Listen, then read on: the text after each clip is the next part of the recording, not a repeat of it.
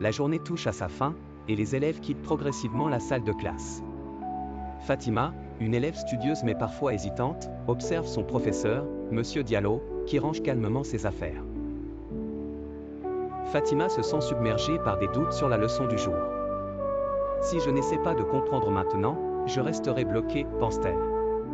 Encouragée par la petite voix intérieure qui lui rappelle qu'il est toujours bon de demander de l'aide, elle s'avance timidement vers son professeur. Fatima, hésitante, mais décidée, Monsieur Diallo. Je peux vous poser une question sur la leçon d'aujourd'hui? J'ai un peu de mal à comprendre quelque chose. Monsieur Diallo, souriant chaleureusement, bien sûr, Fatima. C'est toujours un plaisir de t'aider. Que veux-tu savoir? Fatima, gênée mais courageuse, eh bien, c'est à propos des fractions. Je n'arrive pas à comprendre comment on fait pour additionner des fractions quand les dénominateurs sont différents. J'ai l'impression que je me perds à chaque fois. Monsieur Diallo, avec une voix calme et rassurante, tu sais, Fatima, il n'y a jamais de honte à ne pas comprendre tout de suite. Le plus important, c'est d'avoir le courage de chercher à comprendre. Et c'est exactement ce que tu fais maintenant. Apprendre, c'est comme construire une maison, chaque question est une brique qui rend la fondation plus solide. Il prend une craie et se dirige vers le tableau, tout en parlant avec douceur pour ne pas la brusquer. Monsieur Diallo, prenons un exemple simple, 1/3 et 2/5. On va les additionner. D'abord, est-ce que tu te rappelles ce qu'est le dénominateur? Fatima, réfléchissant, mais un peu moins tendu, oui, c'est le nombre en bas de la fraction, n'est-ce pas? Monsieur Diallo, souriant, encourageant, exactement. Très bien. Maintenant, regardez bien ces deux fractions, 1/3 et 2/5.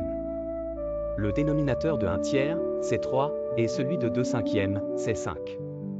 Pour pouvoir les additionner, on doit avoir le même dénominateur. Est-ce que tu as une idée de comment faire? Fatima, faisant de son mieux pour suivre, je crois qu'il faut trouver un dénominateur commun, un nombre que 3 et 5 ont en commun. Monsieur Diallo, impressionné par ses efforts, exactement, Fatima. Tu es sur la bonne voie. Ce nombre, c'est ce qu'on appelle le plus petit commun multiple.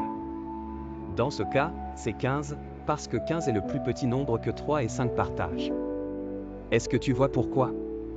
Fatima, commençant à comprendre, oui, parce que 15 est un multiple de 3 et aussi de 5.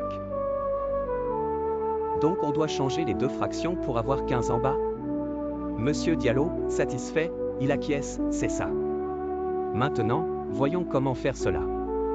Pour transformer 1/3 en une fraction avec 15 comme dénominateur, on multiplie à la fois le haut et le bas par 5, ce qui nous donne mai 2015. Et pour 2/5, on multiplie le haut et le bas par 3, ce qui nous donne juin 2015. Maintenant que les deux fractions ont le même dénominateur, qu'est-ce qu'on fait ensuite? Fatima, avec une lueur de compréhension, on peut les additionner. Mai 2015 plus juin 2015, ça fait novembre 2015. Monsieur Diallo, avec un grand sourire, exactement, 15 novembre. Tu vois, Fatima, tu as compris. Il suffit de prendre les choses étape par étape, et tu y arrives toujours. C'est une grande victoire. Fatima, souriante, soulagée, merci, Monsieur Diallo. Avec vous, ça paraît tellement plus facile. J'étais vraiment perdu avant, mais là, je comprends.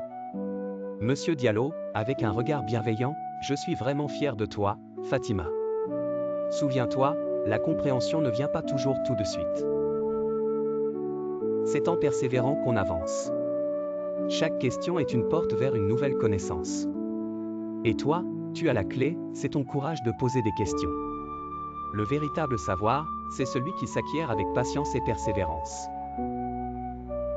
Fatima, inspirée et déterminée, je vais continuer à m'exercer ce soir, Inch'Allah.